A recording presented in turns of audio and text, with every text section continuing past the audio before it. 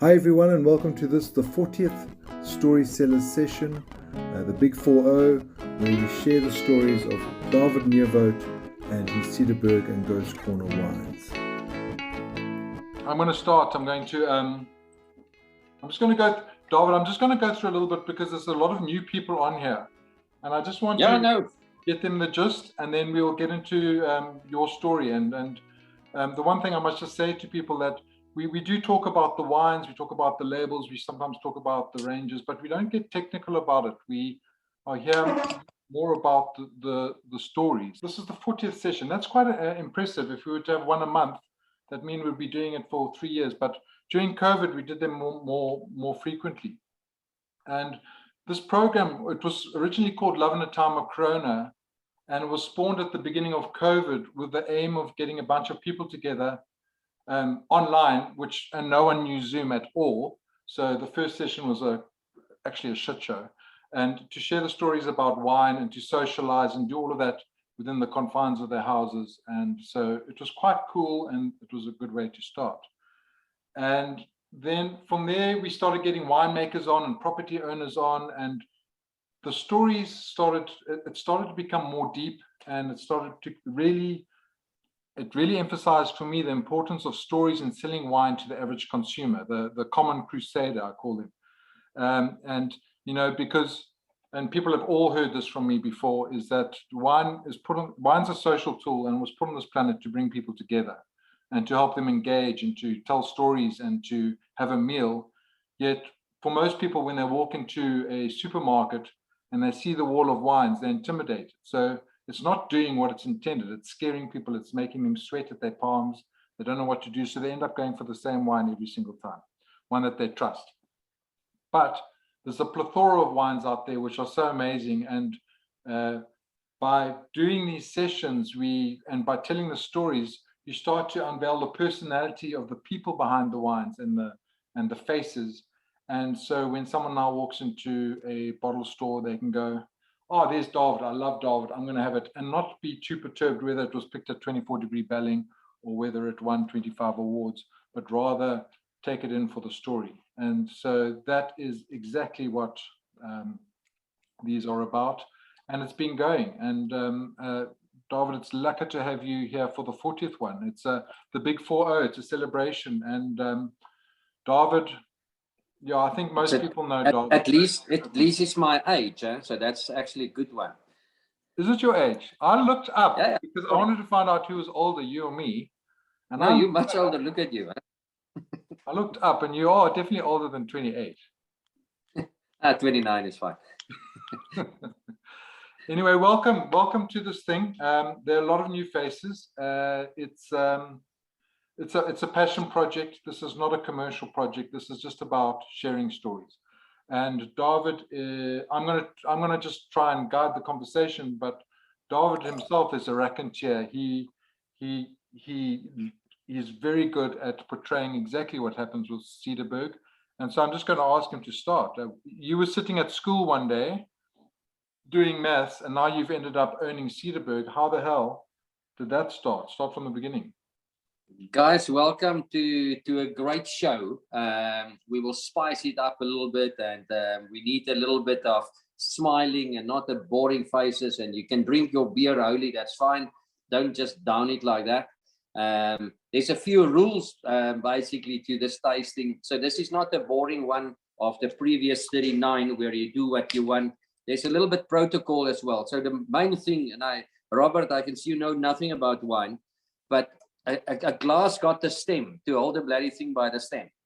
So normally you see people want to be this fancy people in wine, and then you see when they sit back in front of the fire, they start grabbing their glass like this again. You can see that as brandewyn drinkers. So a little bit away from the Maras and the Savage tonight, it's a Cederberg evening. So at least do one thing right, hold the bloody thing by the glass. Yeah, Harry, so it started off basically, I was in school in Clan William, a small, beautiful village on the west coast, and it was. We've got a fantastic farm up in Cederberg. It's in our family since 1893, and it was for 70 years they farmed with tobacco and sheep. Believe it or not, Guys, pour a little glass. It's not a concentration camp. Seriously, it's not a political gathering. It's a Cederberg evening. So if you got a glass of wine or a beer or anything, make sure you've got at least something in hand. Cheers. Can I just say a big cheers? That's also a good way to start a good evening. Harry, thanks for putting it together. Yeah, so for 70 years, I farmed with tobacco and sheep. And then in the 50s, my grandfather planted the first fruit, apples and pears. And in the 60s, the first table grapes, and obvious from table grapes, experiment a little bit of making wine. He started planting the first wine grapes in 72, made his first wine in 77. And my father, because the focus was always on fruit, my father was actually more the farmer, so involved in fruit and viticulture. And my uncle Flippy, he was more in the winemaking side with my grandfather. So I was always much more interested actually in viticulture than the vinicultural part. But I think it was when your grandfather, he was quite a pioneer, David Nieuwoudt. He was a difficult man. If something went wrong, his favorite, he was quite in the politics. So he will just say, ek gaan sien net vir PV. So he was a big PV guy. So obvious, sorry guys, a big MP guy. And he had this old Mercedes-Benz car, CAR 68. And then he said, if somebody give him grief, you're always just going to Tuinhuis because you're going to see PV. And it was like, and then at a late age, he started making wine and he went for a few wine courses, but they were self-trained winemakers basically, and they've done exceptionally well in the beginning. So, and then my grandfather died in a truck accident. And so at that stage, my uncle took over, but it was more a white elephant. And it didn't make sense that you farm right up in the Cederberg Mountains on really super bad gravel roads at that time and try to export fruit. So you got more problems in transport with fruit and vegetables and labor. So I went to study viticulture and enology at Elsenburg. I was in the famous class of 95. Still today, the best winemaking class, and it will never be repeated in the next century in South Africa. So it was, but yes, we were naughty. It was me. It was myself, and then John Loubser, that was at Steenberg, but now that got obvious his own the champagne. What's his brand now? He was always ex-Steenberg. Yeah, Thorn and Daughters all. No. What is Silverthorn? Yeah, Silverthorn, and Frans Smit from Speer, and Dewald Heinz from Saronsburg, and Pierre Val from Rijks, and Lizelle Gerber from Bellingham, and Carmen Stevens, the first black winemaker from that's got her own brand today, and Brouwer Raats from, sorry? Yeah, I said Raats. Yeah, and Brouwer Raats. Yes, we were a bad bunch. We've traveled as students, the 12 of us, through Europe, and we had so much money through wine auctions that we've stayed like an extra week. And if there was time to go to Venetia, we will go to Venetia. And it was a fantastic year off. But it turned out a very good winemaking class. Yeah, and then I've worked a little bit at Liefland Wine Estate when it was still a phenomenal, the Shiraz estate of South Africa, next to Kanonkop. And then came back in 98, and we bought my uncle's shares in Cederberg, and people thought we were absolutely crazy to change a fruit farm 100% to vines. And 6 years later, there was no fruit, and yeah, that's the old story. And the interesting part, Harry, now 23 years later, we're busy with a massive replanting again. So we've learned so much in 23 years, just fruit. And this is the beautiful thing about wine, because it's if you live in a place like Cederberg, and we'll taste a few amazing wines tonight. It's beer tastes exactly, the Windhoek lager tastes the same in Johannesburg than in Cape Town.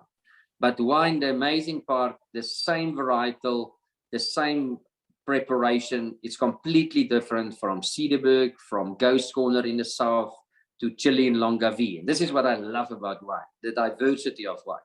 So that's in short, my wine story, yeah. I must just say, I'm not sure if I believe you, because we had Dewald on for our last session, and he said... Yes, he's boring, huh? And he said it was the most well-behaved class. and they were all cum laude, and it was well behaved, and they studied, and there was no naughtiness that went on there. No, but Nieuwoudt is super boring, by the way. You know him well. Huh? It's at least he can make some decent wine. But yes, that guy was permanently lying on his back in his room and looking at the ceiling. I thought, what the hell is he thinking about? Yeah. So, but he was a very good student. I must admit, he was definitely. I wasn't that into the main study. So if it wasn't from Frans Smit from Speer, which was my neighbor. If it wasn't for his Wednesday evening chemistry notes, I would never pass chemistry. But anyway, so I went for a few beers in Stellenbosch, come back, get his notes, and then I'm on fire the next morning. But anyway, yeah, no, we were at a fantastic class. Yeah, and you know, you talk about was it your grandfather or your oom who was making the wine? But that was table. Those were table grapes, and you know, he had too many table grapes, so he decided to make some wine and just give it to everyone who was around there. Is that right? It wasn't like it was, you didn't have a cellar. I didn't know. The best thing about altitude, because this is the highest lying vineyards in South Africa, we 1,100 meters or above 1,000 meters above altitude. So you've got massive difference between day and night temperatures. So you've got a very long hanging time, a very long ripening period. So when the Olifants River, when they've closed all the cellars already, shut down, clean up in end of March, he haven't even started picking table grapes in those days. So he couldn't drop off the fruit that they haven't used for table grapes actually at the co-op because they were already shut. So then he started making his own wine, obvious. And that was the real story. And that was the beginning of winemaking. But he was like in his 60s when he studied all the short courses in wine, and with his KWV friends and stuff. They've done some fantastic stuff.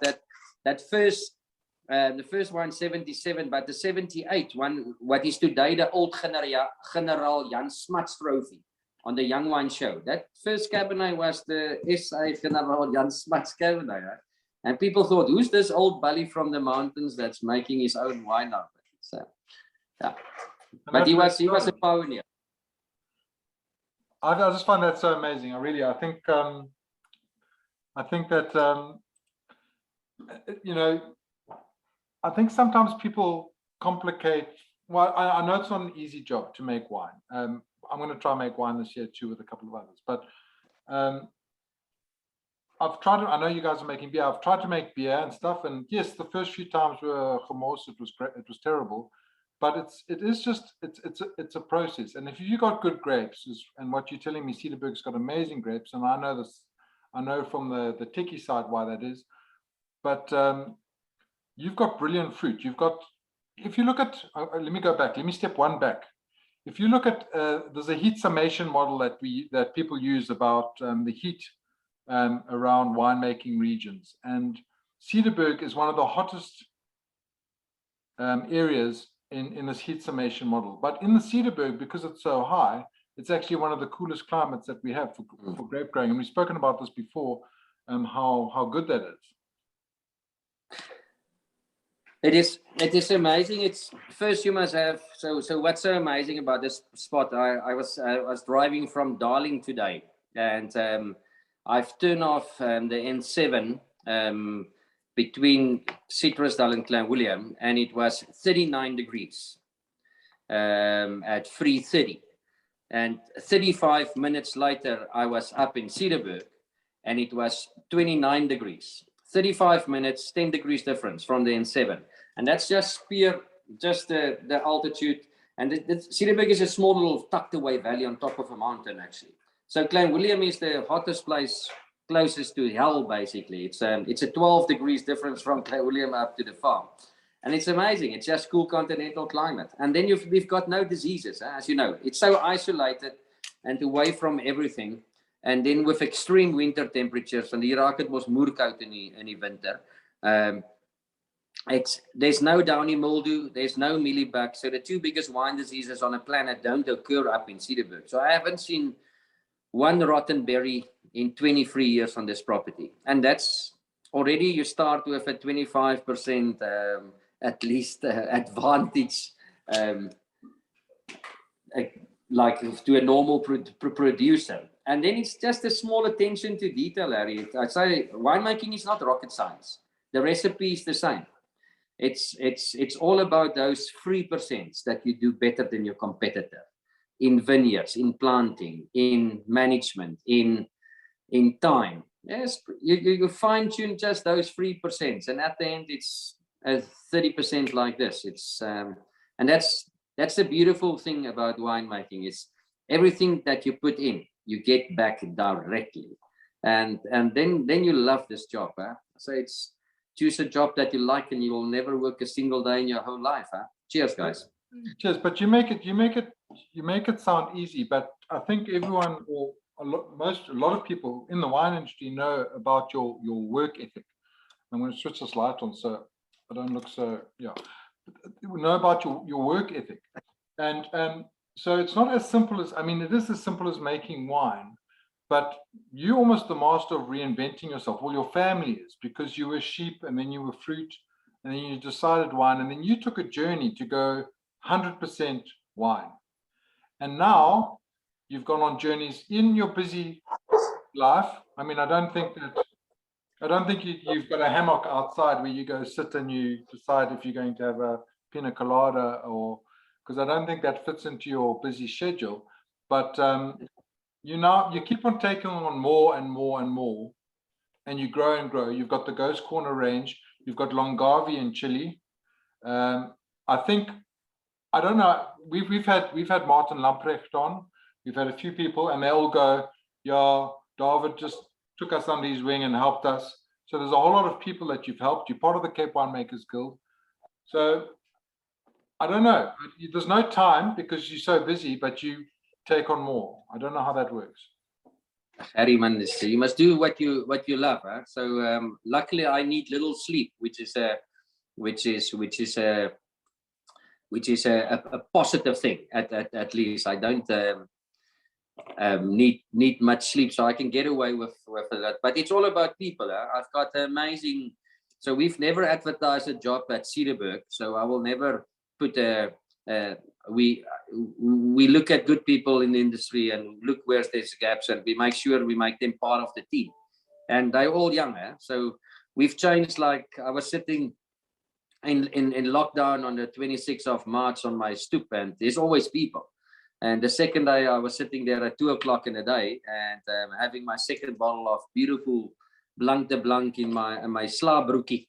And I just thought, shit, if this thing continue forever, then we really stuck, and we must change stuff, and we must change it now. So 2 days later, we've appointed new marketing people, new sales people, young, everybody under 30 years. And it was just a decision that we gear ourselves for the future. And people thought we were absolutely mad.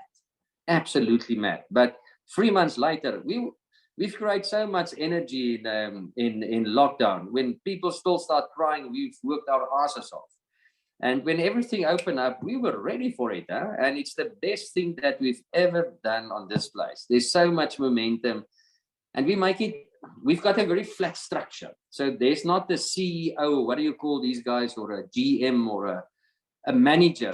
There's no manager. If you want to be a sales manager, go and find yourself a sales manager job. So you're in sales, or you're in marketing, or you're in logistics. And so flat structure, and I'm 100% involved. But the other projects like Ghost Corner, it's I know you drink a lot of that stuff. Maar fok, dit is allemaal lekker, hè? Ek moet sê, daai goed drink soos yeah. So as you know, I just love Sauvignon Blanc. And when we've done a massive replanting in 2008, I was looking at areas, where's the top Sauvignons in South Africa? And all the fingers pointed down to Cape Agulhas. So luckily we've managed to bought land from Black Oyster Catcher. We've got about 45 hectares now in Cape Agulhas. But those grapes, we bring everything up to Cederberg. So people think, again, you're bloody crazy to transport grapes for 499 kilometers. This is not 500. Huh? This is very important. Yeah. Because if you go down in your Hilux bucky and you stop, it's always, so if you're 8 o'clock in the morning, you just want to do 500 k's before 8 o'clock, and it's always 4.99. It's the most depressing thing to really wake up in the middle of the night, move it, 8 o'clock you're there, and it's 499. I always take a little detour around one vineyard, and it's on the dot 500.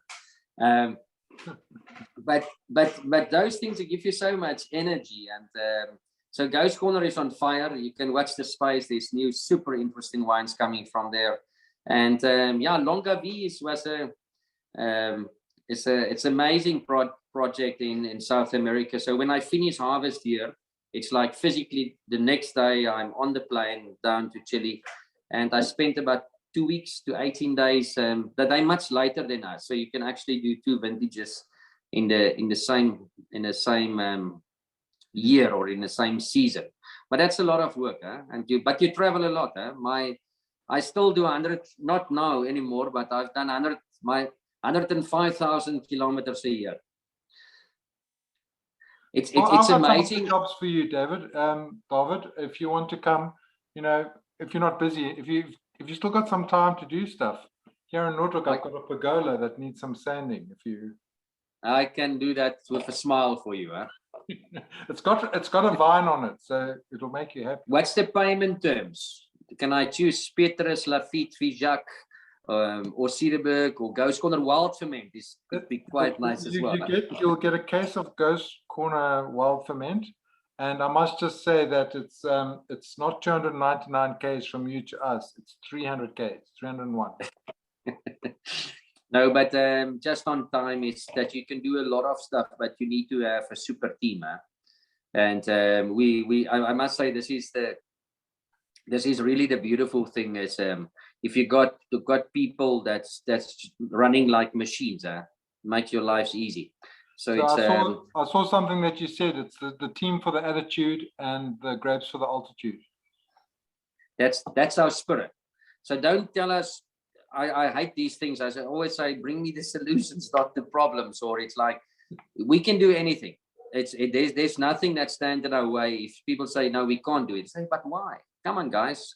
How can we make it work? So I think, and that's the whole vibe in Cederberg and Ghost Corner. It's not dying brands, it's living brands. We want to bring some life to them again. And I think, Harry, overall, wine need a little bit of life. It's we make the bloody stuff, as you say, so bloody complicated. We must remember we must drink the bloody stuff, first of all. And then just in super grapes and attention to detail, we can produce world-class wines in this country. Huh? It's amazing. Yeah, and I mean, you're showing it. Just talking about reinventing yourself, and I'm not even talking about going to Chile and Ghost Corner. I spoke to you earlier today, and you're saying that, and I agree with you, because you reckon that Cederberg is Cab Sav country because of the long hang time that you get. We can talk about the different ripenesses, but your Syrah or your Shiraz wins a lot of beautiful awards. But more importantly is on the back of that, you've I say recently, but it was about 5 or 6 years ago. There's some people, Simon will know. You've changed your tasting room. You've changed the look and the feel. You are always sort of when I think of Cederberg, besides how delicious the wines are and how confusing it is, because I did a lot of studies in wine, and every time I got your Chenin, it was so cool climate that I actually said Sauvignon Blanc and failed many exams because of your Chenin, which is absolutely delicious. But I get the sense that Cederberg is about, and you are about, and your team is about continually reinventing yourself. I think it's great. Yeah, but that's the beautiful part of wine, huh? It's I said the whole thing about the wine industry, personal opinion, I think we still got stuck at 1685 with Simon van der Stel, and that's the bloody problem. They must fire half of the bloody old guys. They must fire half of the salespeople. Try to get a sales guy in South Africa before COVID on a Friday at 11 or 12 o'clock. Impossible. They're already busy planning their next Friday lunch. And at least that have changed a lot.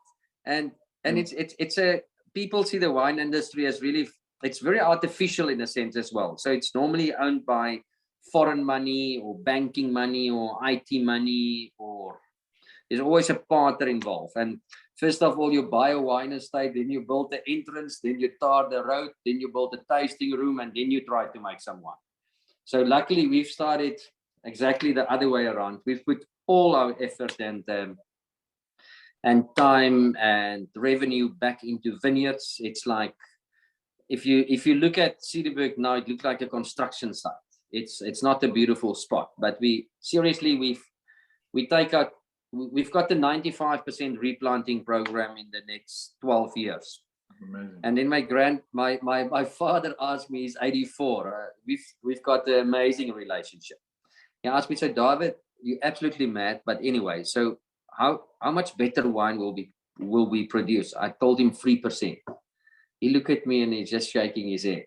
But that is what driving you as well, is that and you must just do it, and you must believe in where you're heading. It's just as simple as that. Just make it work. And Cederberg, it's to answer your question of late ripening.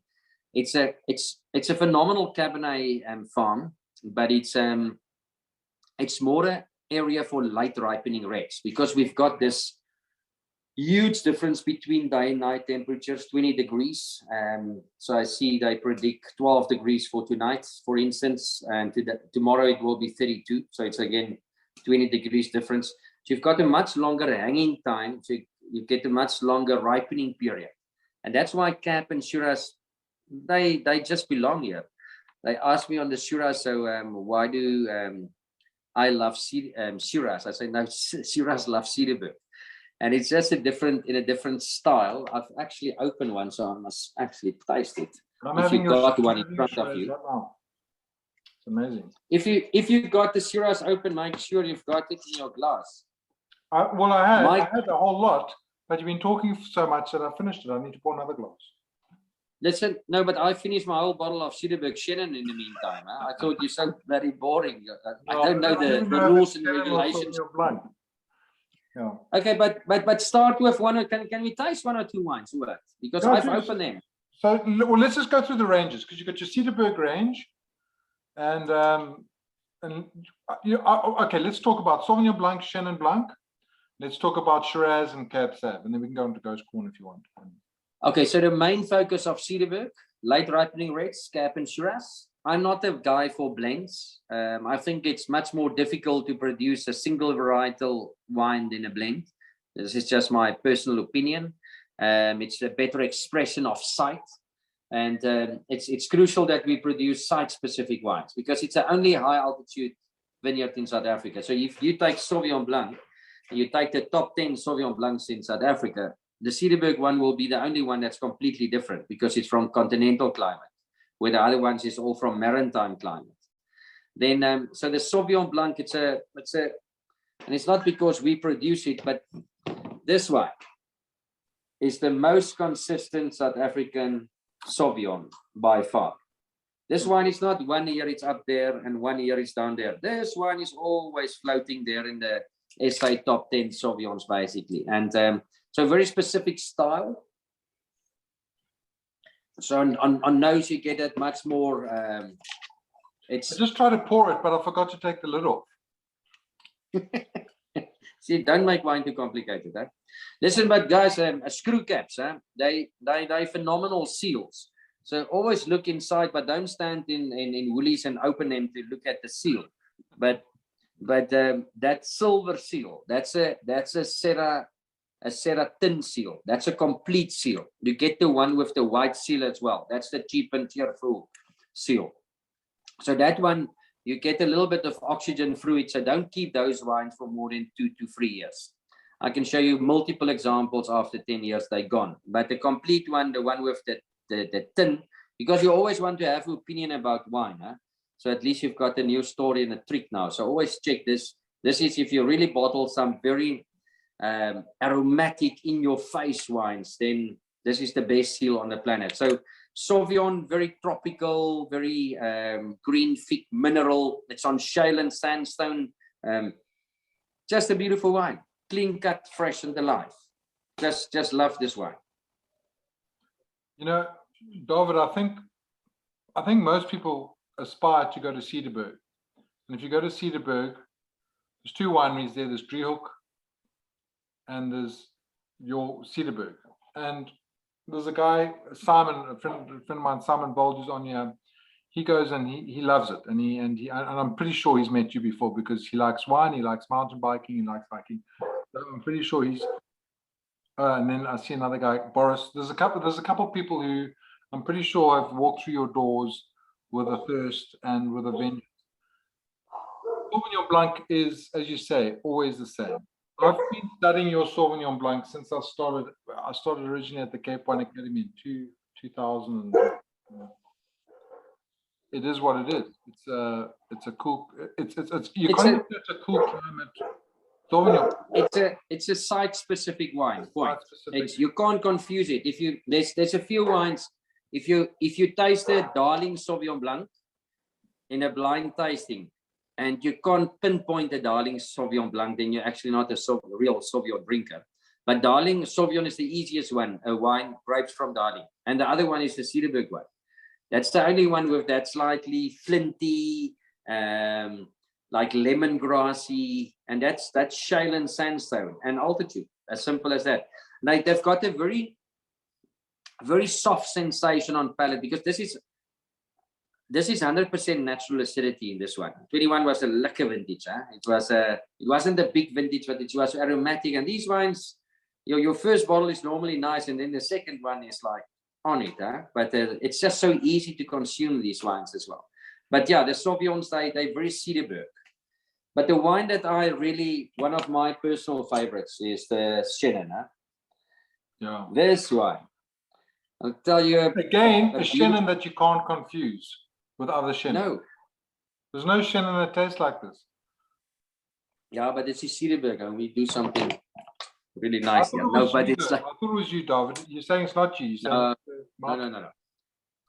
This is the site. If you put, what you must do, put this wine in your next when you invite those fancy mates over. That's like the real snobbies, real wine fundies. All these guys like that. You put one of the Chenins in a Sauvignon Blanc lineup. You've got the 90% chance that it will win the Sauvignon lineup.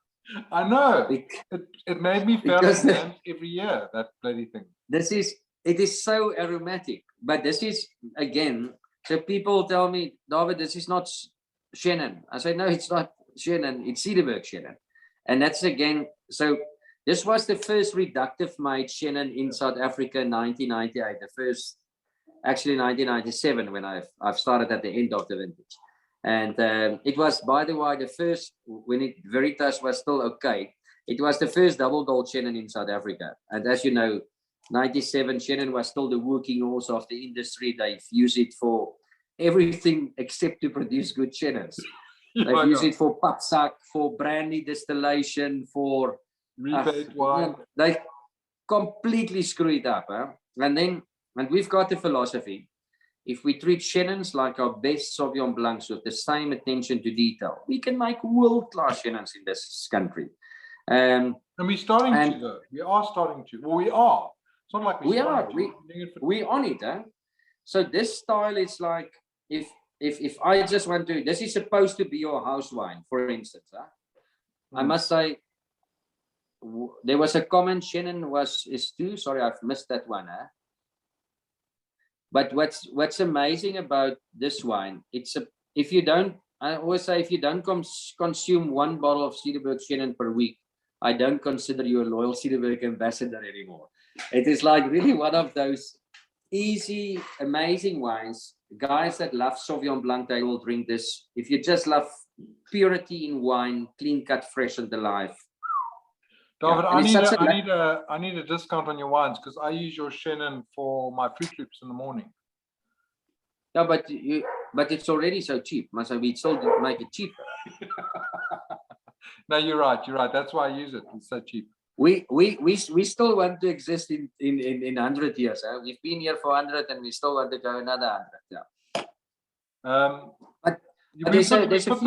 For those who ordered the box, we put the Sauvignon and the Chenin. I want you to drink that Chenin away from the Sauvignon Blanc. One day, just take it, cover it in a sock and say, guys, here's some.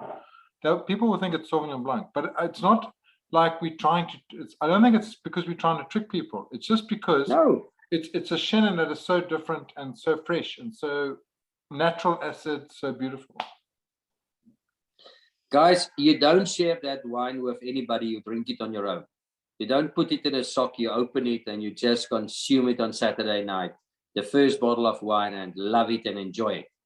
But with Chenin, I was a lucky story. Just before COVID, we had this Chenin seminar thing at the Grand Ross. And they've invited 25 winemakers. And luckily, I was the last one, Harry. So for an hour and a half, people must tell what they do with Chenin.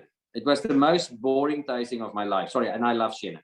Because the story was exactly the same. It must be bush wine, must be unirrigated, it must be sun exposed for thick skins or something like that. Then natural ferment, natural ferment, long lease influence, barrel fermented, no fining, no filtration, which is the lie, and then you've got Chenin. So after 24 winemakers, I was standing, I thought, shit, what the hell? What can I say now? So I said, listen, so I've listened to all these stories, and this is exactly what we don't do in Cederberg. So we've got trellis vines on irrigation to perfection. We don't pick a single, and that's if you smell that wine, we don't pick a single berry that's exposed to sun. We farm everything inside the canopy. So that's why it's got predominantly a complete different flavor profile. It's much more citrus-like. Then I ferment it with very aromatic yeast strains at super cold temperatures. We give it least influence, we fine it, we filter it, and then we bottle it. And then you can enjoy it. And this is the style. It's the high altitude, cool climate style, no sun exposure. That's the beautiful part. But if you want to have a nice upgrade on this, you can try to get some of the 5 generations, our reserve Chenin, the one that's got that best white wine from the Southern Hemisphere now at that Global Fine Wine Challenge in Sydney. Phenomenal wine. I had it last night with that Divas from the Morganson, which is the so-called most expensive Chenin in South Africa. And a very nice one, Pilgrim. Don't know if you've tasted, some of you tasted. That was the newcomer, I think, in Platter last year or something. What a 3 amazing wines. But that, tell me the 5 generations. What's the story behind that name or what it means? So, guys, what you've got in your glasses? You're the 5th generation, am I right? Yeah. So my grandfather, so those, the first 2 vineyards that he planted was a block of Chenin, a 1 hectare block of Chenin, 1 hectare wine. You can't have snacks on your own. Sharing is caring. Come on, grab some wine as well. And so you're the man. And they so the first 2 vineyards, 1 hectare cap and 1 hectare of Chenin. And then when I came here, I started producing 2 single vineyards or 2 single vineyard wines. And because now the 5th generation and the first vineyard planted, but they do phenomenal. So that's the story. They're not from those 2 vineyards anymore. They're from 2 19-year-old Chenin and a Cabernet block, but they've got amazing international acclaim, those 2 wines. The Cab was the one, the 18, that won the Decanter World Trophy last year. So they really put, I say they're always waving the South African flag. And it's nice if wines like this from very remote areas doing exceptionally well. So yeah, they do smart wines. But the Chenin, guys, that wine is like, this is murg, this is like. There's a thing here. I'm just going to divert completely, David, before we get into your Shiraz and all of that stuff. Because you've also, because you've got so much time on your hands, decided to do craft beer. And as Simon, I think it's SP, Simon Bold, I tell it to your nephew who did a beer tasting at the brewery, and he was going on about the secret being in the quality of the water. Is this the secret formula aside from altitude? Yes, I think we're very privileged. This farm it's the farm with the most water in the Western Cape. We don't use 5% of our water or what the registered allocation or what you call it, yeah. And it's amazing. Women love it because if you wash your hair, it's the feel of your hair. It's like they always think there's something wrong with their hair because it's a complete different feel. It's so soft. That's the water. Tomato. And water. It's better to drink Cederberg water from a tap than to buy Valpray in the shop. No, but seriously, it's much more clean. We're the first users of all the water from Sneeuwberg, Maltese Cross, and this wetland at the top. So that's the story with beer. Huh? It's all about water. It's as simple as that. But the water we've got the saying it's filtered through sandstone in beer, because this is exactly what it is. The water got actually quite a sweet taste. It's amazing, the water here. It's not the same as Chenin or Sauvignon, but it's I think I must come up there. I must come up there with Trace, and we must stay there at one of the campsites, and she can wash her hair in this water. And I want to say, have you just had a haircut? Because I always get it wrong. She'll come back with a haircut, and I'm like, and she'll say, Natalie, while you're playing with your hair, if you would wash your hair in Cederberg, and you will do that, it will not curl like that. It will be, just do it again. Now, you see it, yeah. Here, your hair will be much more flat. Yeah, so it's amazing. It's yeah, I've it's naturally water. got curly hair, so I can't. I'm not the right example. You've got no hair like me. So David, yes, but you're making beer, eh? And yeah. The IPA, and I'm a big fan of beer. There's some people on here too also like beer. Yeah, so the beer story starts. So I had two phenomenal winemakers, Alex and Tammy. They're two Namibian. They've worked as students for me way back, and so I've done everything: vineyards, winemaking, marketing, sales, traveling, everything till 2012 on my own. And then there was seriously no more time in a day. So I was looking for one winemaker, and I've ended up with two phenomenal people. And Alex hobby, because he's a Namibian-born German, obvious was beer. So that was the beginning of the brewery. If I knew it way back, okay, but that man was unreal in white wine fermentations, and he was seriously a big part of the success. And Tammy's wife, what a girl! I still rate that girl in the top 3 winemakers in South Africa. But he got an amazing job offer in Canada. That's obvious. He couldn't refuse, and it was amazing to that. And he will do very well. So that was the beginning of the whole beer thing. Was more because he had this super interest. Yeah, but beer is difficult. It's super low margins. You must love it. You must drink a lot of it. But if I would do it again, I will have. It's quite time consuming. Yeah, no, listen, I know. So to study winemaking, which I had to do for the Cape Wine Masters, is to understand fermentation. I started making beer, and I'd say to Trace, and listen, I'm just going to go quickly make a beer. It's going to take 5 hours, and then you forget the sieve, and you forget the gas, and you forget this, and you forget that. It takes, and that's before you even ferment it. It takes it takes a long time. There's a guy here, Holly, who makes beer. There's also a guy I mentioned earlier, Mike, who drinks beer, and he doesn't appreciate that when you drink it so quickly, which is not a bad thing. That he's like how long it took to make that beer. But it's amazing beer as well. But it's in my opinion, it's much more difficult to produce good beer than good wine. If it's an art. Beer, you must work much cleaner with beer than you. If you look at Cederberg, I'm a very technical winemaker, so everything is very to the point, exact, clean, fresh, alive. And then you start with beer, and you realize, flippin' hell. The attention to detail to produce a good beer is a lot of effort. But yeah, so we will what's not nice about beer, David, what's nice about beer is that if you've got any spare Brettanomyces in your cellar, you can just use it to make a beer. Now we can, a few wineries in South Africa must actually open up breweries. Okay, but it's amazing that flavor profile of Brettanomyces. So if you taste, So it's obvious just a bacteria growth. But if you get that slightly less to blast medicinal flavor profile, but if you get that in your winery, you're done. No, but it's all about, again, attention to detailed winemaking. As simple as that. Yeah. So I mean, I would like to the Shiraz.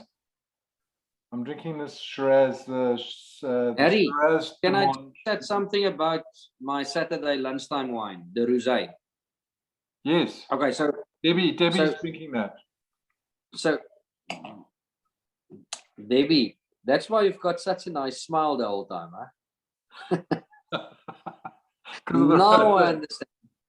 Listen, that wine, if I'm on duty on a Saturday, so we still take a lunch break on Saturdays, huh? And I always sit on the stoop outside, but I always open a bottle of rosé, and we always finish on a nice bottle. And if I'm not on duty in summer with a beautiful salad, I always finish 2 bottles of rosé.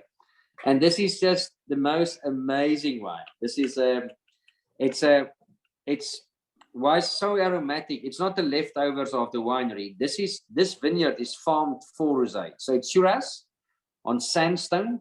So you get slightly bigger berries. So you'll never produce a super Shiraz from it. But for this wine, so we just call it sustainable viticulture, because this whole organic thing is a little bit overrated with audits these days. So we don't use any pesticides here. We don't use any wheat chemicals whatsoever. We remove everything by hand, and it got very low sulfur. So if you finish 2 bottles, hopefully you will not have a headache the next morning. It depends on what you drink with it, because normally you drink 2 gin and tonics, and then you drink 3 bottles of wine, and then you end up with a whiskey, and tomorrow morning when you don't feel well, you got a little bit of a migraine, you say, no, that wine. But it's all about actually what you had with the wine as well. But hopefully with this one, you'll never get a headache. But so it's very clean, low sulfur. It got under 60 milligrams per liter sulfur. So but chill it nicely. But this must be your Saturday lunchtime wine. Really, we unfortunately sold out on this. So if you can still get a little bit online or at places, buy everything that you can. On the Chenin, unfortunately as well, Harry convinced me to put the last bottles in these cases. So if you can still find some Cederberg Chenin, we've completely run out of stock on these 2 wines. But the rosé, it's amazing. Yeah, you can. Where I love it. The only healthy thing that I do, Harry, is I drink a cup of rooibos before I go to bed every day of my life. Don't know why, but anyway. But one evening I was standing and the bloody tea was so hot, so I opened the fridge, and then it was this like a small sip of rosé, and it was like 1 o'clock in the morning. I poured another beautiful glass of rosé, and I was just standing there. And Siska walked in. She said, "David, what the hell are you doing?" I said, "I'm having a beautiful glass of rosé." She said, "And about your tea?" I say, "It's too warm. I can't drink it." So this is one of those wines where you can really have it with your bad mates. You can just have it on your own with your rooibos tea. It's one of those beautiful wines. I do. I don't know if it will interest you, but I do these. I take wines and I do chocolate pairing with the wines, and I also do a music pairing at the same time. So it's the whole aim is to get a complete sensory exploration. And with the rosés that you have, I use Richard van Gusso a lot because he's a true artisan in terms of chocolate making. And so I'd use his cherry chocolate with the rosé. And I can see myself at like 2 a.m. when I'm walking through, because sometimes I'm hungry, and I get some chocolate out, and then I play the song. And the song usually is "Raise Your Glass" by Pink, because Pink, or it's Christina Aguilera, which is that Candy Man, because of the candy and the cherries. But in that song, if you ever want to do it for corporate, there's a lot of cherries popping and stuff happening in that song. So you don't want to do it all the time. Listen, Harry, I've walked down into the cellar now. So I've got 4 amazing students this year again. So you've asked me earlier about people that work. So I get in 4 students. So I must just sorry, I'm sitting at home, so I must just ask Napoleon. He's the small Chihuahua, but he's the boss at home. So if he barks, you don't say Napoleon, shut up. He just want to prove he's the boss. But nappies, behave yourself. Sorry, Debbie, you're on the Boeketrawe. But I've just walked into the cellar and it was this youngsters playing some beautiful music, and I had actually pink now when I came up here, and it was just this lively vibe in the winery. But yeah, so what I do, I get free local students, so from Stellenbosch University or Elsenburg, and then one international at least once a year, and then I look after them for about 3 years. I organize beautiful jobs in Rhone for them, in for Shiraz and oxidative winemaking, and then back in South Africa, and then they go to Sonoma in the US and normally a New Zealand tasting, and then they all find super jobs. So if you look after seriously good young winemakers, it's also our responsibility to really lift the industry and make sure these people work at top-notch spots around the world. There was a saying, and I can't remember who said it, and someone was asking the guys saying, but if you train and uplift your staff, aren't you worried that they're going to, with their newfound knowledge, leave? And the person answered, don't you think it's a bigger worry if they don't get trained at all, if they don't know what they're doing? So, and it's about that sharing of the love. But you know, I actually forgot to, I don't even know if I did mention, but we've had quite a lot, we've had 40 sessions, and there's been a lot of people that have come in here from the Cape Winemakers Guild. I forgot to mention that David is very much part of the Cape Winemakers Guild. For those who don't know, because there are new people on, is that the Cape Winemakers Guild is the creme de la creme of winemakers, and you can't just get onto that. You need to be elected and voted on. You need to show 10 years worth of wine making prowess in terms of accolades and how good your wine was. And then you need to make specific wines that go on auction and all that stuff. And more importantly, with the Cape Winemakers Guild is this protege program. So I'm not sure if what you're talking about is these people that come through the protege program, or as well as the protege program, you've got people. I do know, and I mentioned it earlier, that David has taken on youngsters, Maras, and the guy, you've helped the guy, the owner at Driehoek. In fact, I think that you make the I don't know what the link is. Obviously, you are about a pitching wedge when I teeth it from Driehoek in the mountain. But I hear how many people you've helped and how many people you've taken under your wing. You've got an energy and a life force, and you don't sleep. I mean, if I came to you, I'd say, David, please, I just need a little kip, because it's going to be a long day. It's going to be a long day. And if you could just give me like an hour and a half between 10 and 11:30, that'd be great. But normally between 2 and 3, yeah, in the morning. No, but Mary, it's amazing the investment in people. And if you see, I always say, if you invest in young people and in their career, they're your best ambassadors in the world. These guys, they travel and they remember the it's like you send out a massive amount of ambassadors all over the world the whole time. And it's also your responsibility a little bit to really look well after people, and to Paul Kriegers from Kanonkop's daughter worked with me this year, and she swore down. I said, David, is it seriously again a late night? I say, yeah. Are you in this industry or you're not? Or you go and have an 8 to 5 job, or you will have the most fun in your life. And everything that you put in, you'll get back just like that. And I say, put up some music, man, and come on, you're young, you're alive. But to share your knowledge and to share what you love with people, it's a people's game. Wine it's not just what's in this glass. This is the thing that bring us together. My best tasting of my life was actually on our student. Yeah. As soon as I start telling you that it was supposed to be 22 bricks, or barreling, but now we managed to get it 22 and a half. I can even see Matt, he's falling asleep. And Matt, what the hell are you doing? Fuck, you moet wakker word, huh? Okay, but anyway, no, but my best tasting in my life was on my student trip in Burgundy. So we had an afternoon off, and me and Franz Smith, we got in a car and we found this old cellar in Burgundy with this old man. He's probably about 78 years. He can, he's seriously old.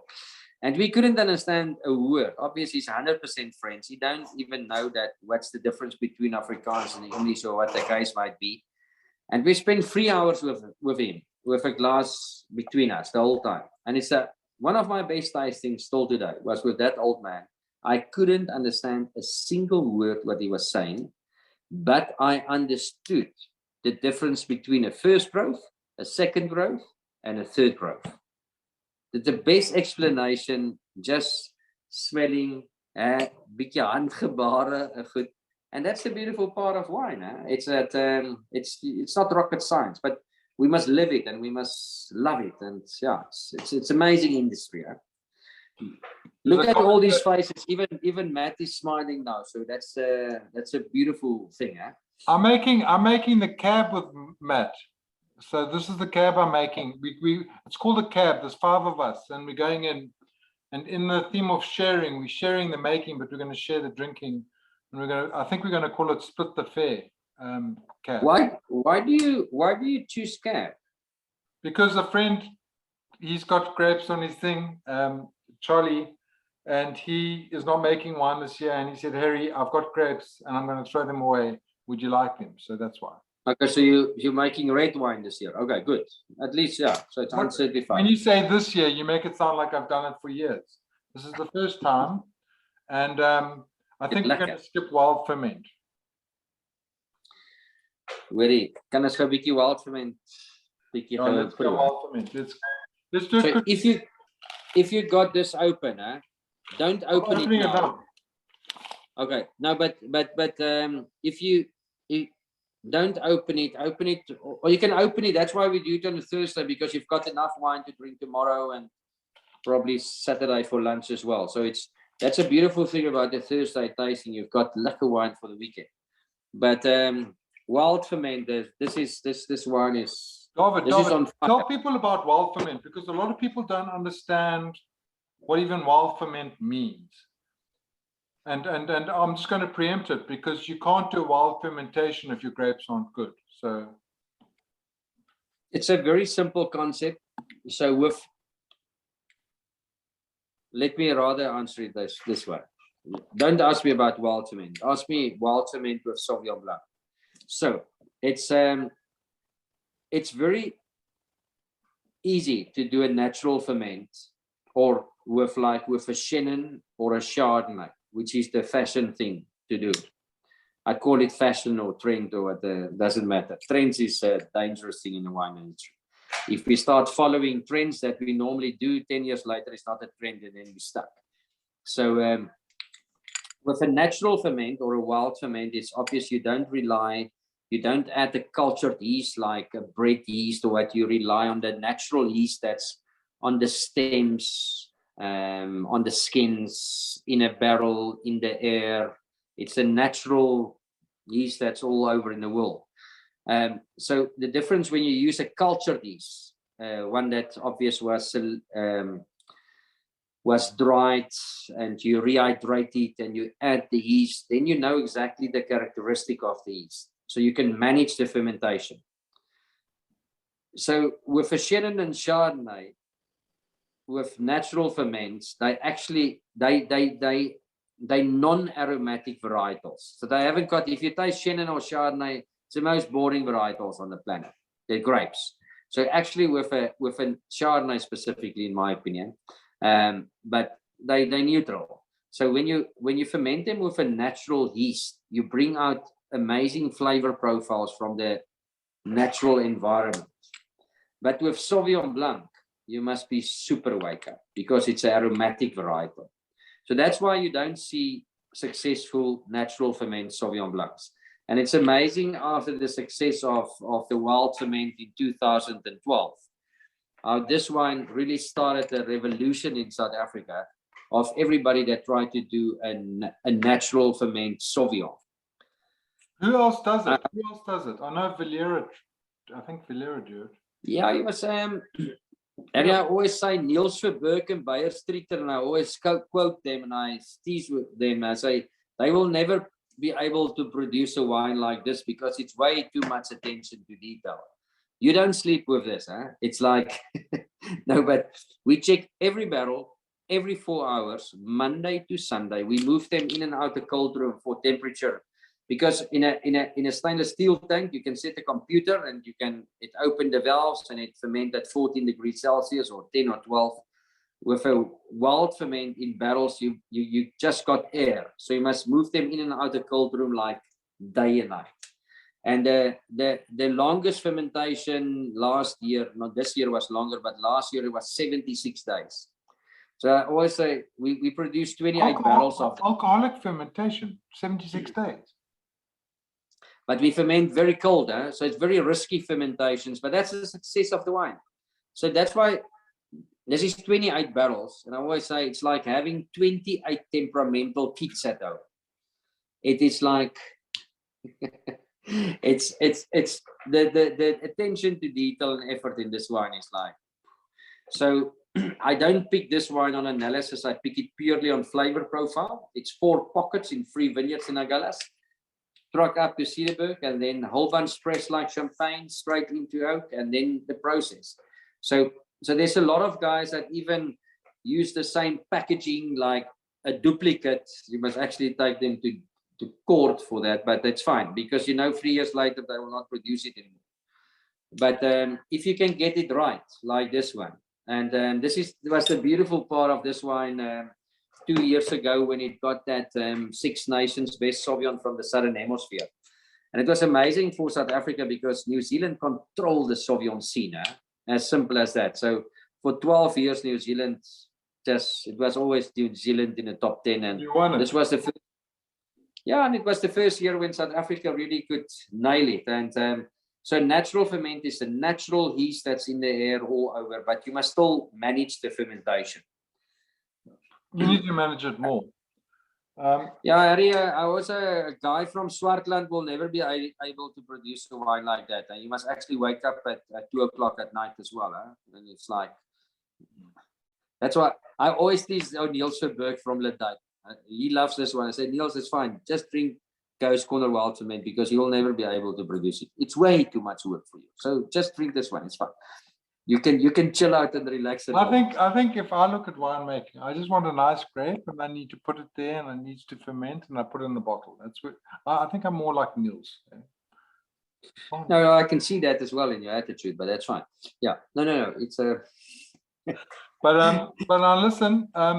We've already gone. It's usually an hour, and it's been amazing. We haven't spoken about your Shiraz, which I think is absolutely.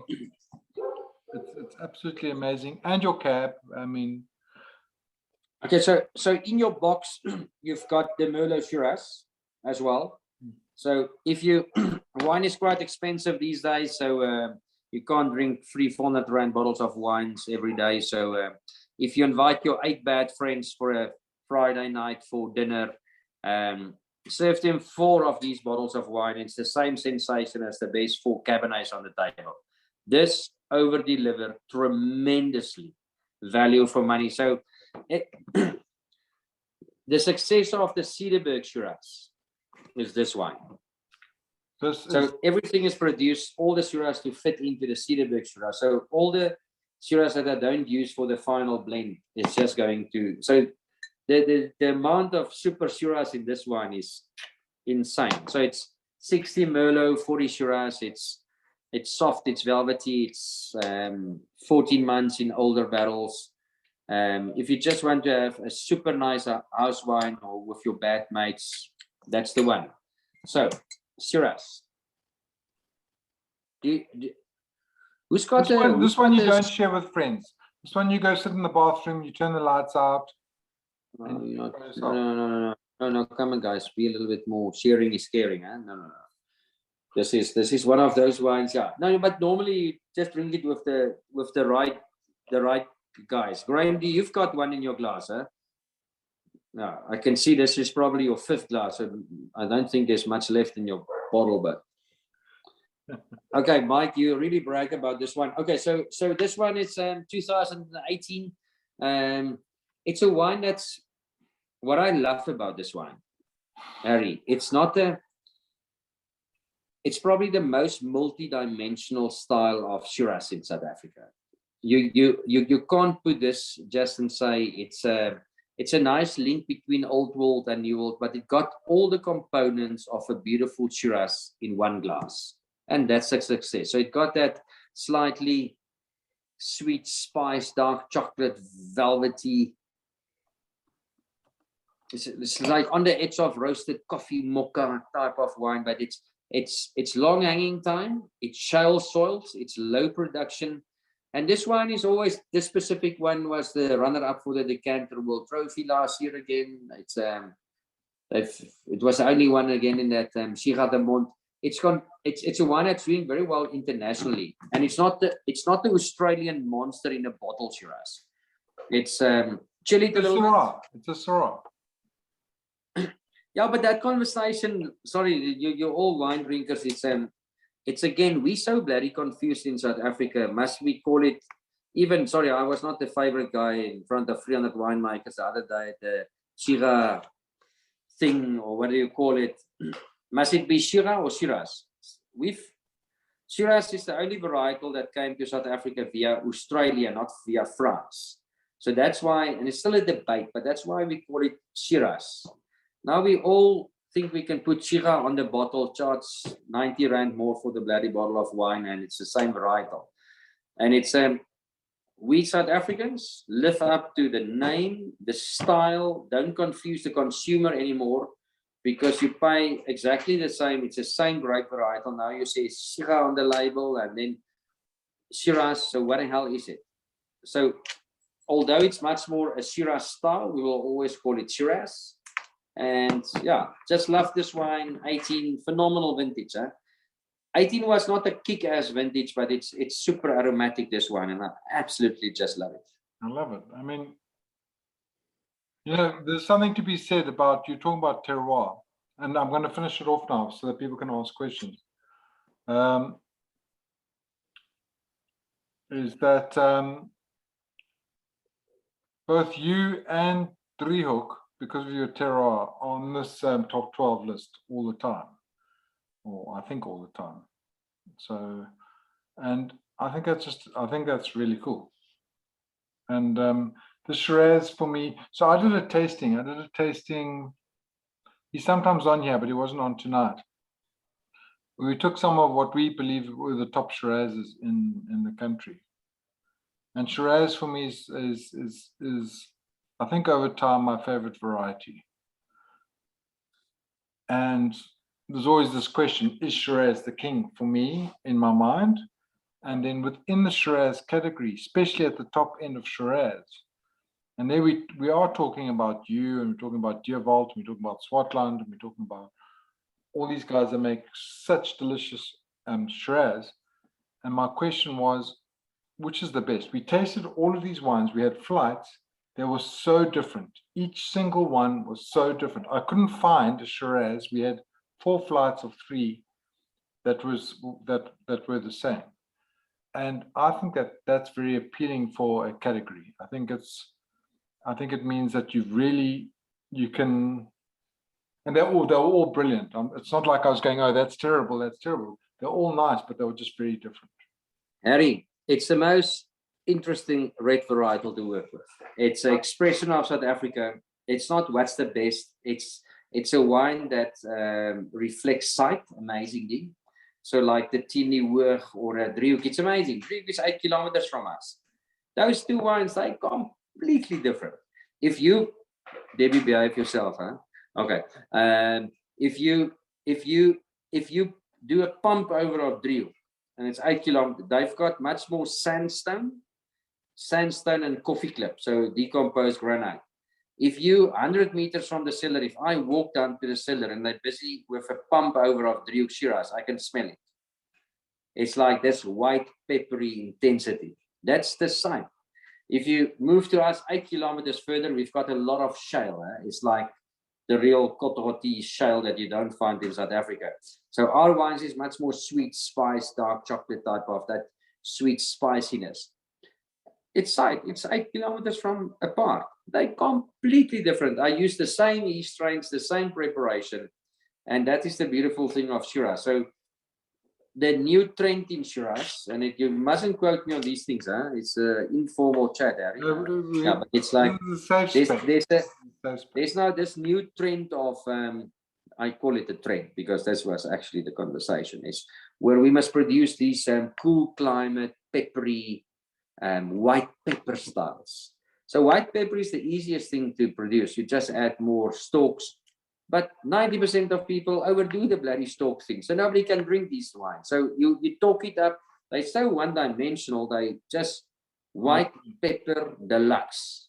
I agree. Try to drink a second or a third glass. You'll not finish a bloody bottle in the evening. And that's why I say Shiraz must be multidimensional. It must be violets, it must be spicy, it must be peppery.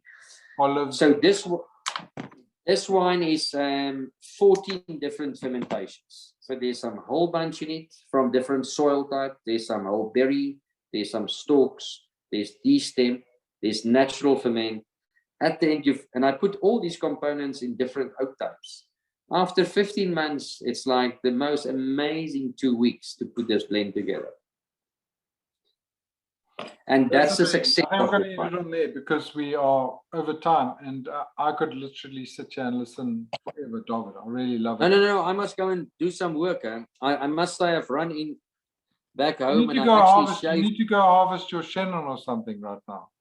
No, we're busy in the cellar. It looked like a bloody vacancy place, but it's actually not. But what happens now is that we open this up, and I know lots of people know you or know of you or know your wines, so it's time for it's time for questions. So guys, do you know how to unmute yourself? Ask David, and then once you finish, just mute yourself again. It's that easy. Robert, so must we do something in Noordhoek? Well, there's a guy there called Wayne. You'll see him. He's the guy's chowing so much food, and he's an amazing guy. He's got a little. I thought Harry asked you to fix some part of his house. I thought that you were already preparing for that trip. Now we will do a lekker dinner with Frank at in Noordhoek. So Harry, you can plan this one. So I know you've had 39 boring winemakers at your show previously. So what we can do actually a real Noordhoek food barn dinner. And so what you do, you look at the guys that attend your show more than 75%. And we do a lekker lunch or a lekker dinner one evening, and we just have a good chat and drink too much wine. I think we do that, and I go count the pictures on because I video these things. That's not fair. I only started late. I'm in. I'll pay extra. I will send you 3 dates. Cool. So David, let's do that. That sounds good. Yeah, it will be lekker. If you want to, I can see you all. Listen, I definitely want to.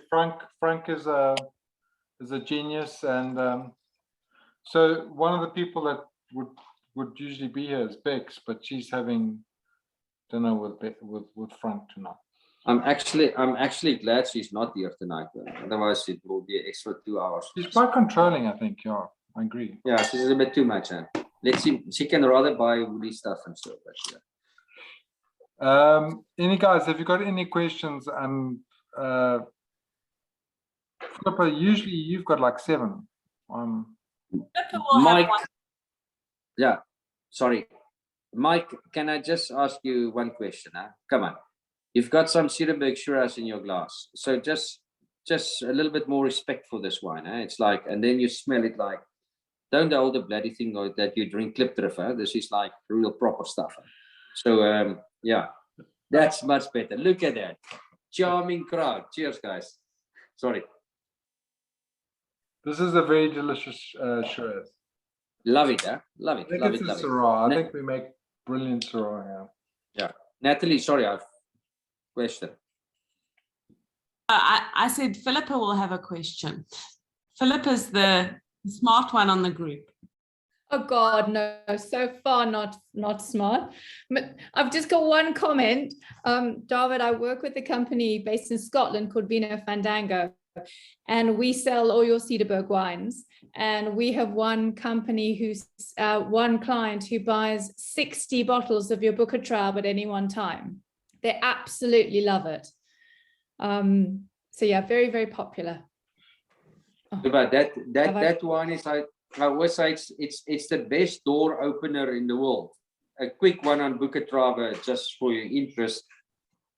It's the oldest man-made crossing on the planet. It was the first cross done in 1864 in Franconia, in a small village called Randersacker. And why I'm telling you the story, it's I've got a German guy working here this year that's from the old original family that grafted Booker Traub in 1864. So he's a 16th generation wine grower. It's a no, but seriously, if you think of this the Steinmann family, so he tasted Booker Traub about 15 years ago in a restaurant or at actually at La Colombe. They said, but they've one of the old nurseries in Germany, and I said, I think we've got some of this material in our nursery because it's so older. And then everybody thought Müller-Thurgau. Sorry, this is now a little bit technical, but interesting facts. Everybody thought Müller-Thurgau was the oldest man-made crossing. And actually, Müller-Thurgau was obviously a surname. It was the guy. And the guy that taught Müller-Thurgau to graft was Dr. Sebastian Ellert. And it's an amazing story. So this family invited me about 7-8 years ago to Germany. And they took me to this man's house. And it was, they haven't opened basically his house and where he's done all this work. All his literature, he had these books that was written like in 1864. When you open them, they've got all the leaves of all the grapes still today. Yeah? And wow. So they actually took me to his grave as well. That was a little bit boring, but anyway, because I've traveled and I just need a glass of good Riesling, and now I must go to Sebastian Eller's grave. But it was the most amazing story. And then he grafted 1,200 plants of Booker Traub, planted back in Franconia, and then about 4 years ago, I was invited for the first harvest, and it's 0.4 hectares, and I've actually got a bottle in my fridge now that he brought last week, a real Booker Traub from Germany. And what I think with global warming, because the reason why nobody wants to farm with the varietal anymore, because it's very sensitive to downy mildew. So it's basically impossible to farm with it anymore. So there's just 42 hectares left in South Africa, and I think it's 0.6 hectares in Germany. But with spicy food, Thai, curries, more mature cheeses. So David, for those guys who don't know, Booker Traub, if you ever want to taste it, you need to get the Cederberg. It's off dry. So it really goes well with curries and food and stuff, and it's Booker Traub. You've got it if you want to taste. It's really. Harry, there's a rule with Booker Traub and curry. You always put 2 in your freezer.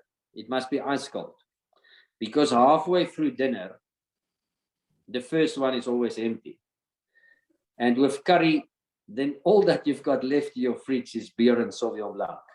That's a South African fridge. So always 2 in the fridge with a good curry. So Debbie, remember, if you do your Booker Traub curry. No, it's great. Any more questions, guys? Come on. Guys, David, I wanted to know more about your Chilean experience because I traveled and went into Chile, and I found the Chilean people to be incredible, and they, you know, they're like Afrikaners. They're down to earth. They're hospitable. They're proud of their country. They're proud of their culture. But also, I thought, like, in terms of the wine making, they've obviously got lots of very, very high mountains in Chile. So, is that the reason that you went to Chile, or to learn about altitude winemaking? No, Robert, it's one of those most amazing. I'm glad that's your same experience. I say they're quite similar to South Africans, but they a super hard-working nation. I've been there the first time about 18 years ago, and then we started Longaví about 13 years ago. And what I love about the Chileans is that in those, say, 15 years ago, they were like 10 years behind South Africa. 5 years ago, they've passed us. Now they're 10 years ahead of us in farming. They just operate us. But in South Africa, you find one Swartland, you find one Stellenbosch, you find one Hemel en Aarde, you find one Elam. In Chile, with that long strip, you find 5 different Stellenbosch terroirs. You find 10 different Swartland terroirs.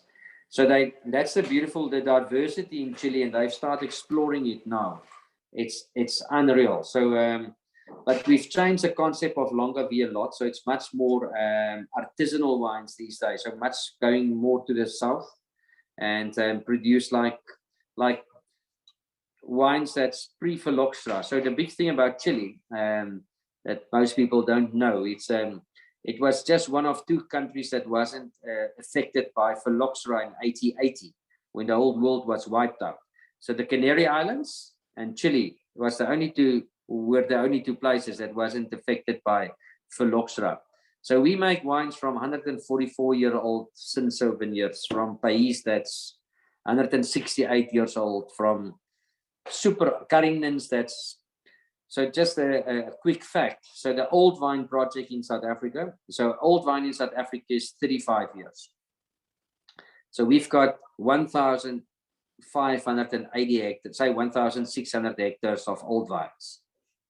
Old vines.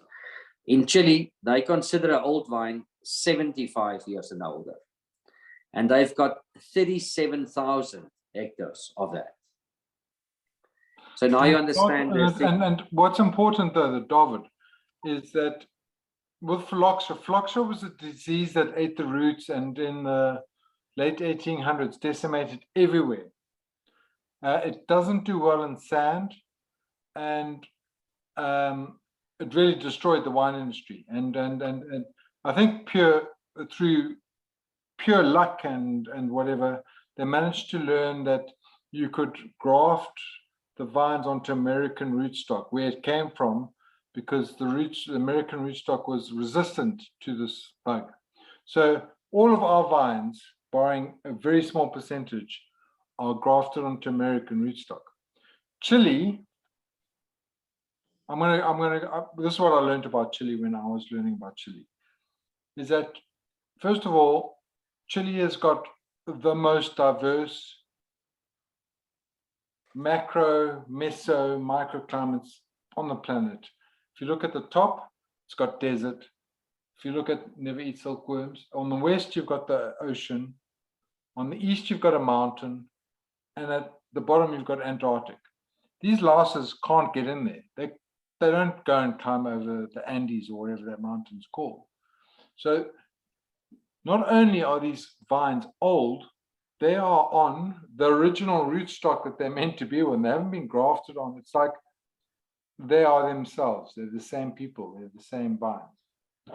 And I remember 5 years ago, people talking about Chile as the place, like they're talking about South Africa right now, actually, in terms of you can produce any wine in Chile. And what David just said rings so true, is that you have 5 Stellenbosches, you have 5 Hemel en Aardes, you have amazing. You've got mountains, you've got oceans, you've got desert, and you've got snow. It's just amazing. Harry, what we must do, and I will organize it, we get Julio Bijon evening on this. Yes. Yeah, so I'll organize a phenomenal tasting with that man. It's if you think of innovative winemaking, and he's you'll love him. He was a journalist when we've met, and he's changed his whole career. He became he was rated the most innovative winemaker in South America last year.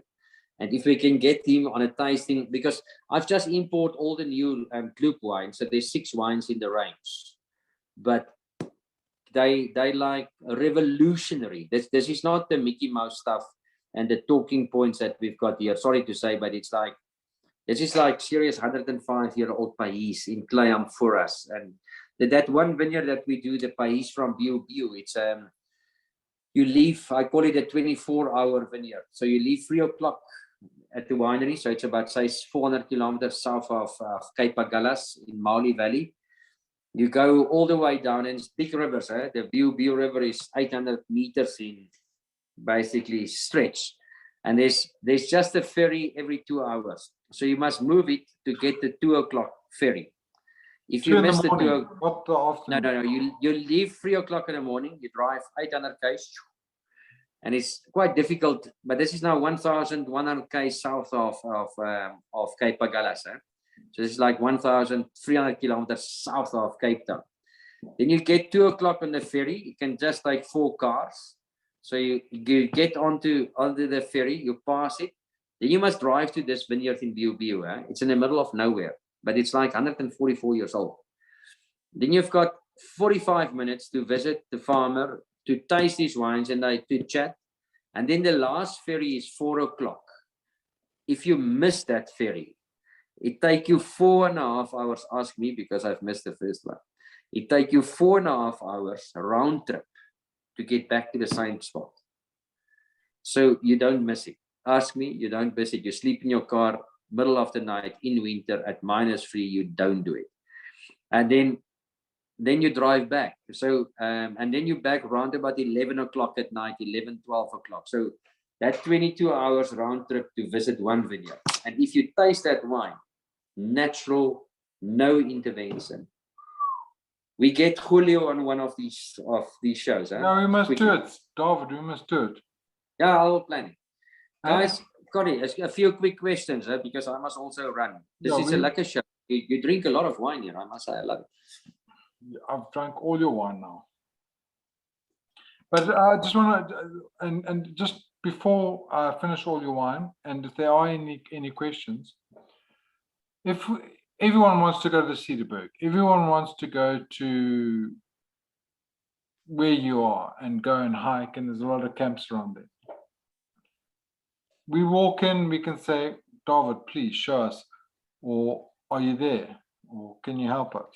I'm normally not here. I'm here a lot more now. We became a little bit more clever. So the base is, so we've got a beautiful resort. So some of you have been here.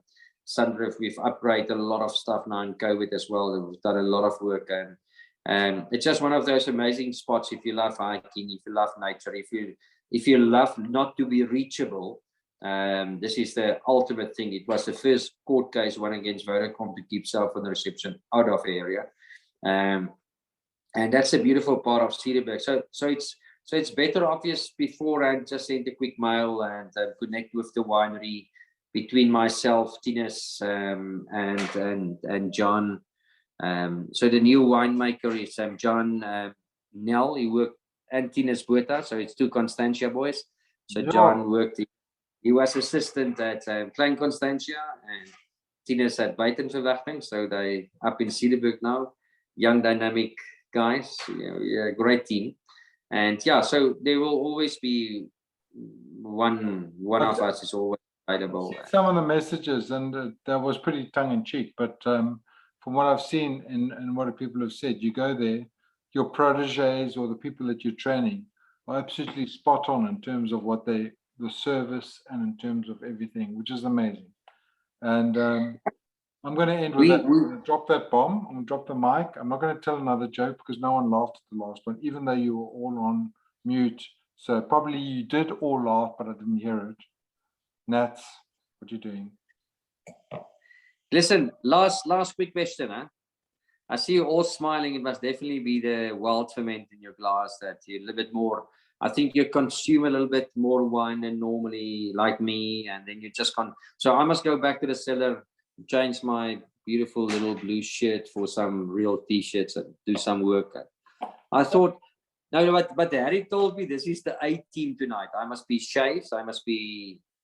Ek mag niks fok sê nie. Ek moet ordentlik He was joking. He was joking. But seriously, David, I got tell us about altitude. Altitude. What is the difference between a wine that's on the coast and a wine that's at altitude? What's the main? Is it the temperature? Is that what you were saying? That the main difference is the temperature escalations, or? No, Robert, I think this is probably Google this. Long story. No. This is seriously. I don't think we're on that level to answer this technical questions. No, quick one. Let's so the difference. So it's temperature difference. So close to a coast, not a big. So you haven't got maximum peaks. So your maximum peaks is lower. So you get very high acidities or tartaric acidities next to a coast. With big difference between day and night, we get very high malic acids in our grapes. So that's why they're much softer, they're much more velvety, but it's longer hanging time is the big thing. So slow ripening. When I explain Cederberg, basically, or altitude, I say it's not ripened by sun, it's ripened by time. And that's what the expression that you will have in these wines as well. In whites close to an ocean, they super aromatic. They bombs. If you taste Ghost Corner Sauvignon or the Wild Ferment, these wines they're so concentrated you can sell them as perfume extract to the Rupert family. This is like amazing. These wines from coastal regions, they in your face. And altitude, they're very elegant. They've got soft tannin profiles. They physiological right. That's basically the right word. Yeah. Hopefully, I've answered your question. That's where we are, David. So I've got one question as well. Sorry, David, we do a lot of trips up there and we love it. It's amazing. And in Nuremberg here, we get slow down for leopard toads or children and stuff. And then when I drive past your place, I love it because it shows you how proper you guys are. I don't know if you can see it, but it says winemaking in process, you know? Listen, with that peak, you've just won yourself a nice mixed case of Cederberg wine that you must pick up when you're next in the Cederberg. Well done. Oh man, yeah, we love it. I want to tell a quick story about David. We've been going to Sandrift for the last sort of 12, 13 years, and we got there. It must have been about 13, 14 years ago, and we went for a wine tasting. There were 5 guys, and I'll never forget, there was a assistant with these long boots and lovely legs, and anyway, I'll leave that part of the story out. But we said to David, so who actually, he was doing the wine tasting, and we said, who owns the wine farm? So he says in his sort of shy kind of way, he says, well, yeah, it was my father's, and now, yeah, it's sort of it's become my farm. And there we thought he was just the wine taster, so more of a humble guy. You must just enjoy what you do. We haven't got titles here. If you want to be a GM or a CEO, it's the wrong spot. Well, I think I can trump all of you because I hooked up with my wife at the Sandrift campsite. So we should have a free entry into the campsite. I'm joking, but you're still married, Robert? No. You saw her earlier and my son. No, well done, Guys, listen, thanks for an amazing She's evening. Australian. I want to say thank you, David. Thank you very much, folks. Another session's gone by. This is the Big 4-0. It's amazing, David. Thank you so much. I really appreciate it. Maybe a big clap hands for the Big 4-0, eh? Yeah. Oh,